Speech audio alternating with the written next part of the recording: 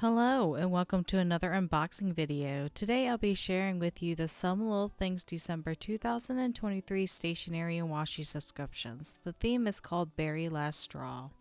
As you can imagine from the name, it's a strawberry fruit theme for this month. While I don't typically use strawberry themed items in the winter, I think this would be a splash of happy for a winter spread, or you can save it for the warmer months.